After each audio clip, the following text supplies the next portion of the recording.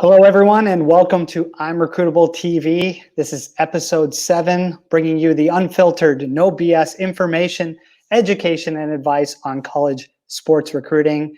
I'm your host, Tarek Merchant, alongside with my sidekick, Jon Sklenar. Let's go. Let's do this episode 7, see what we have to offer. All right, sounds good. So this episode is about understanding college sports, divisions. I think this is a topic that people misunderstand year after year. I think part of the problem is that because we're in the recruiting part, our business is a one and done industry where once you go through it, you never have to look back. And so there isn't a whole lot of education being passed down from players, parents, other than college coaches helping the new players understand the different leagues and divisions. So this is going to be a good opportunity for us to help you figure out or learn what they are, and where you should be going or what schools you should be targeting based on the divisions. And we all know that D1 is the one that everyone talks about. Everyone wants to play D1 sports, but we're going to tell you about not only D1, but all the other divisions and leagues and how they may be a better fit than even D1 for you. Depends on the player and person you are. Yeah, I was going to say the same. Like there's, I feel like a lot of times people just target that one division, right? That one league or whatnot, but there's so much more to offer. So I think we'll come across a lot of good information here. Sounds good. Okay. So we came up with the best way to explain this for you guys. And really, we're going to start off with the history of the NCAA, the NAIA, and the junior college. So what people have to understand is that college sports in the United States is a very big animal here. And so it's trying to help players develop their games, have a great college experience. Some people are going to go pros, very few. Most athletes are going to get a great student athlete experience out of this and a great education, and they're going to have an opportunity to develop their game and be the best they can be during their college career, which is rewarding and fun in itself. Because, if you talk to any athlete that's been playing college and didn't go to the pros, they're going to say, wow, it was so cool. A football guy's going to tell you, man, I played in front of like 50,000 fans. Like I was like, the man on campus. And somebody else is going to tell you, I went to March Madness. I played in the NCAA tournament. Or, a golfer or a tennis player is going to tell you all the places they traveled to and the different places they played. So it's really, really cool experience. And it is a business, and college sports is a big deal. It's watched by people all over the country and all over the world. And it has a lot of value. That's number one. And so that's why these divisions like the NCAA, which is the National Collegiate Athletic Association, has been created back in 1906 to create a governing body. And it started a long time ago, along with the NAIA and the NJCAA, which is the junior college division. And these have been created with different levels that we're going to get into in a few minutes as well. And there's not only history behind it, but there's certain requirements behind it, and there's certain information that everybody needs to know to better understand what you're getting into. So, as far as how they operate with the history is, they've all been formed with a certain amount of sports, depending on the division that they're in, that really deems them whether they're playing in the NCAA, NAIA, junior college. Depends if you're playing Division 1, 2. They all have different leagues within them.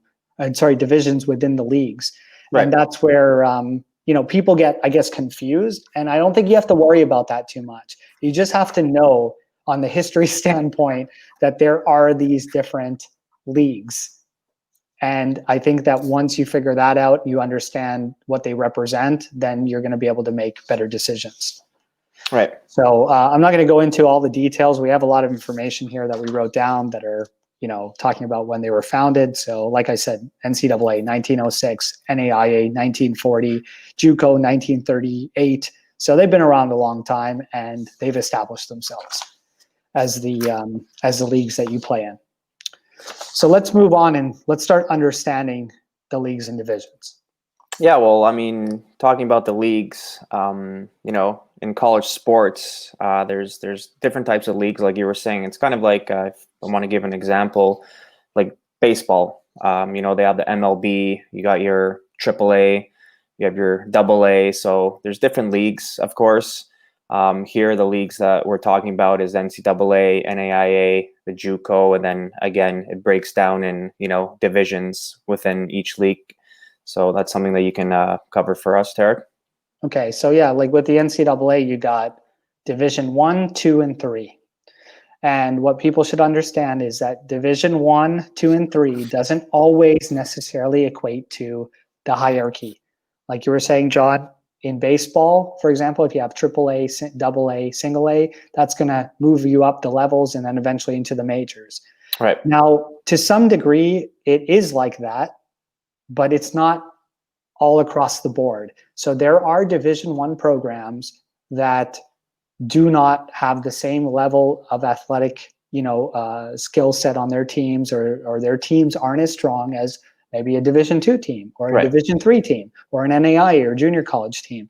So people have to understand that first and foremost. And that's in all sports. I mean, you see it all Right. the time where you have, depending on which sport, your schedule you have Division 3s beating Division 1s and vice versa, of course. So it happens in all sports. Right. And initially it was built on that hierarchy though. Right. Just like it is in soccer. So if you're a football/soccer fan, whatever you call it, whether you're in Europe or North America, if you're playing in the Bundesliga, the first division, or the Italian Serie A, or you're playing in, any of these Premier League versus the second division, that's all based on literally your results and how good the teams are. The top division is the top.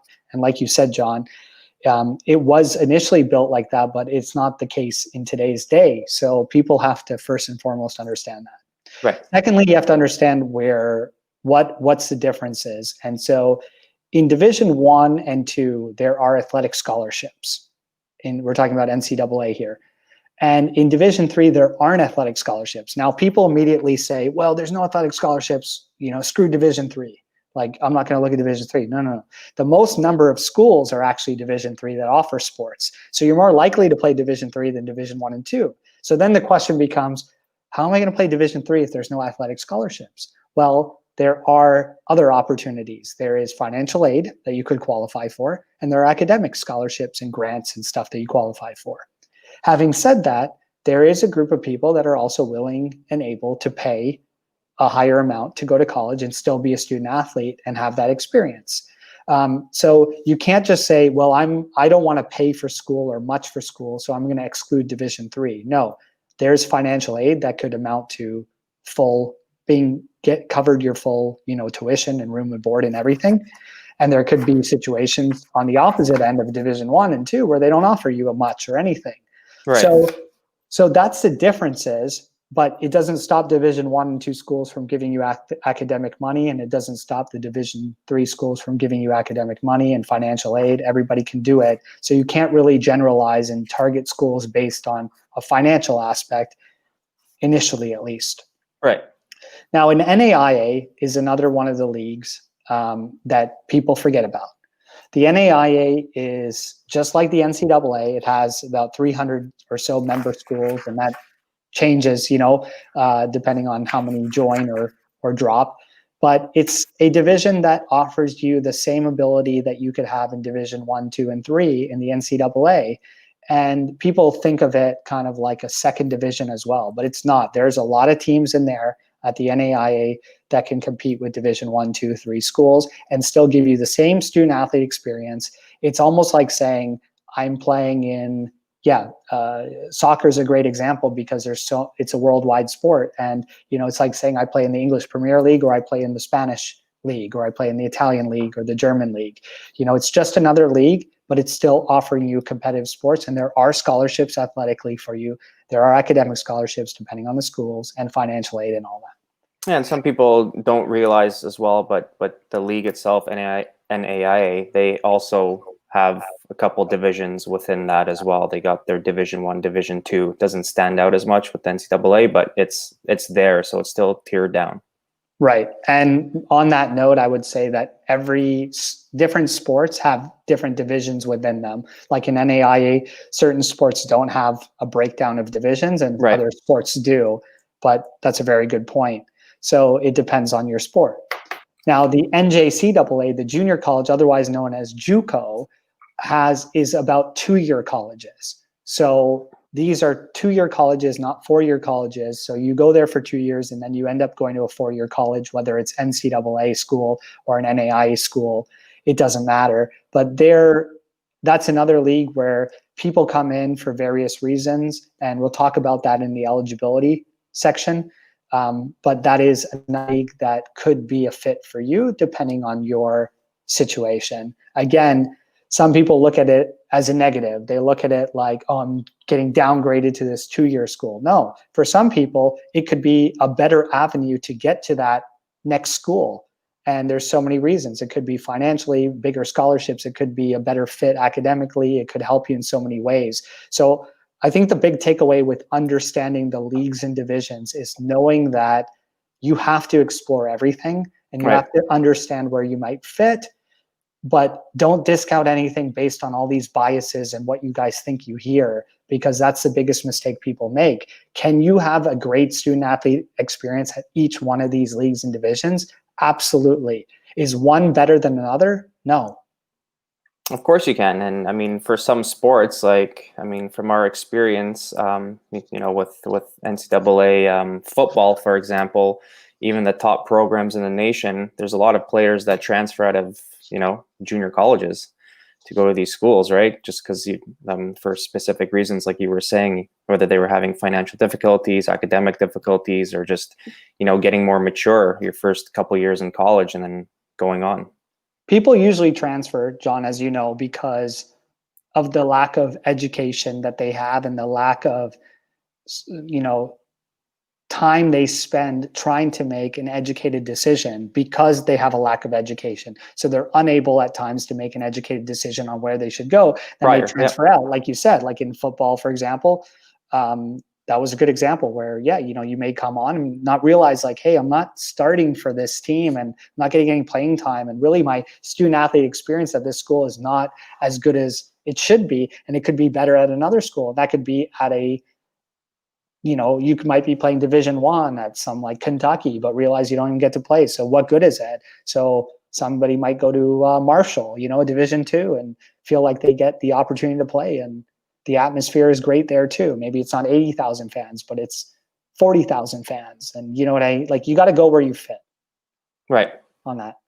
Okay. So the next one is eligibility requirements for the division. So this information is available on the website. So if you go to the ncaa.org or you go to the NAIA website or you go to the NJCAA website, you will get their requirements. And for the NCAA, they call it a quick fact guide PDF that you download, and make sure you get the most updated one that's going to go through and tell you, okay, how can I be eligible? So one of the things that's different with these leagues and stuff is they're attached to school. So unlike pro sports, like when you get drafted or you go play in the NHL, NFL, MLB, etc., you just go there and there's no requirement as far as academics go, obviously. Right.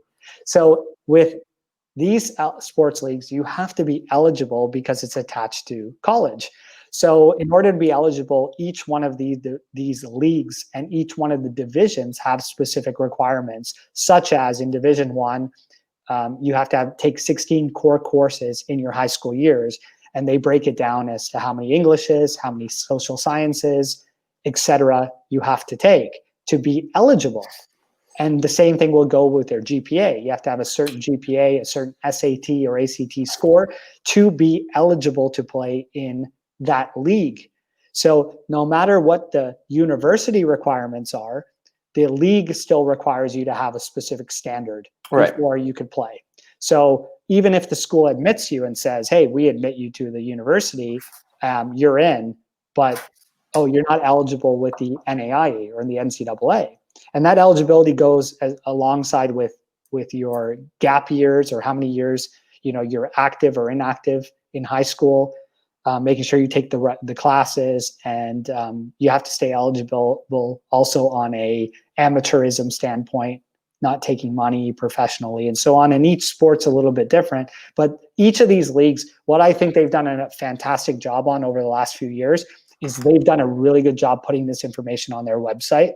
So a lot of people used to have to rely on, people like ourselves who would give them, detailed information, stuff. Now it's great that they have it there because it's something that you should be able to manage on your own and make sure that you stay in, eligible wise. But this is something that I'm going to throw also is that people who want to start their recruiting process late are going to suffer in this situation. If Right. you don't know what the requirements are for all the leagues and divisions going into your grade 9 year, your freshman year, then you could potentially make a mistake. And if you make a mistake, there's no going back. So this is one of the reasons of many why people need to start at least understanding their recruitment from the time they get deemed a prospect, which is grade 9 in their high school. John, you want to give us some standard requirements, just a quick little overview on the NAIA and Juco? Yeah, so a little bit slightly different NAIA. We got academic eligibilities based on high school GPA, top 33% placement test scores and transfer rules. Due to deemed eligibility for participation in the NAIA sports, an athlete must achieve a minimum score of 860 on the SAT and a minimum of 18 on the ACT. Or finish in the top half of their graduating class and maintain a GPA of 2.0. So by satisfying any of these requirements, any two of these requirements, an athlete will be deemed eligible to play in the NAIA. Okay, when it comes to Juco, junior college eligibility, academic eligibility is based on high school GPA as well, and placement test scores. Okay, junior colleges simply require that a student athlete be a high school graduate, earning an improved standard academic diploma. So a little bit different with the Juco. So we know that there's different requirements, some the same, some slightly different for some of the divisions and leagues. And if you're an athlete that's already a junior or senior in the process, and maybe you've taken a gap year, maybe you've had other things happen along the way, and you're not really sure where you could be eligible, then this is a great way to go on and check these different quick facts and guides and information requirements so that you can see, hey, which leagues could I play for? And yeah, you can go online and view all the information. You can call their customer service and just find out. But again, like you're mentioning as well, you have to stay on top of it because you can't go back at times if you're losing out on eligibility and you're not aware of it. And you're starting the process a little bit later, right? Yeah, I like that. You can call them too. That's something that people sort of forget to do. Is just call them, tell them your situation, look at the docs, and just be like, okay, this is where I fit. I fit in with all of them. Great, no problems. Okay, I can only play at one. Okay, and so you go after the right schools that way. Right. So that leads us to our last and most important topic, I would say, is we should talk here about which division you should target. This is like the $1 million question, right? People are always asking, I don't know what I should be targeting. Well, the short answer is you should be targeting all of them as long as you don't have any eligibility issues, which you won't if you are doing things the proper way and on time. So unless you're in a situation where you're coming out of the pros or something like that, or you've taken some time off, you're good. So you should be targeting everything initially. Especially if there's coaches coming after you. So just because if you're not really aware where to target, but a lot of people try to target Division 1. If you have Division 2 coaches, NAIA, Division 3 coaches, Juco coaches, whatever the case is, if they're reaching out to you, you should be targeting these schools as well. Yeah. One thing I'll just say here, again, targeting schools is finding the right fit school will ultimately bring you to the division you should be playing in at times. So example here, if you choose between a same level athletic program at D1 level and D2 might have your major that you're studying in, and it's leaning more towards, whether you want, again, you're trying to find the right fit here, both academically and athletically. So if there's a D2 school where you're going to be playing at, you're going to, again, be getting playing time, and it has your major, and that's what you want to study in, and that's a future of yours, then ultimately that could be a better fit than a D1 program that might not have your major, might have a side major that you might be able to get into, but then might have to transfer out after 2-3 years so you can finish your major somewhere else. And you might not be getting as much playing time, or battling for that last spot maybe. Then you can kind of lean towards that Division II school. It seems to be a better fit for you. So again, finding the fit with your preferences, this can ultimately lead you to which division you should be targeting at times. So I'm going to go as far as saying this, John. If I'm going through the process again, this is what I'm doing. I'm putting down my preferences and my needs and wants. So I'm going to go down and say, I want to study business, preferably marketing, but I'll look at business. That's what I want to do. I want to play my sport. And so in my case, I was a tennis player. So I'm going to go play tennis, and I want to be on the starting lineup. So I have to meet the numbers, top 6 spots. I got to, play in the top 6 in order to get a starting spot. That's a preference of mine, or sorry, a need for mine. I also want to make sure that I get a scholarship. Okay. I need a scholarship that's going to lead me to pay, $15,000 or less per year, because that's what my family can afford. And I want to make sure that I have a great social experience at school too, people from different places and countries, and have a diverse experience. Right. Okay. So those are my main things that I want to get out of the school. And then I have some other preferences. The weather, I love to go down to the south. It's great to play outdoors. I've always lived in Canada my whole life, so I don't want to be in the winter. If I can avoid it, great. I want to try a new experience. I'd like to go somewhere different.